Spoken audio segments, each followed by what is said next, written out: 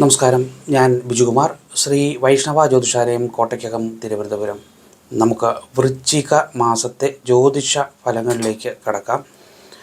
മേടക്കൂറ്, അശ്വതി, ഭരണി, കാർത്തിക നക്ഷത്രത്തിൻ്റെ കാൽഭാഗം ചേർന്ന് വരുന്ന മേടക്കൂറുകാരെ സംബന്ധിച്ചിടത്തോളം ഈശ്വരാധീനം പൂർണ്ണമായും വർദ്ധിക്കും.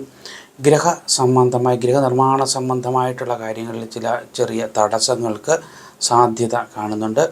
ചിലവുകൾ കൂടുതലായി വർദ്ധിച്ച് വന്നേക്കാം. യാത്രകൾ പൂർണ്ണമായും ഫലപ്രദം ആയിരിക്കും. ഇടവക്കൂറ്, കാർത്തിക, മുക്കാൽ, രോഹിണി, മകയിരം, അര എന്നീ നക്ഷത്രങ്ങൾ ചേർന്ന് വരുന്ന ഇടവക്കൂറുകാരെ സംബന്ധിച്ചിടത്തോളം ഈശ്വരാധീനം കാണുന്നു.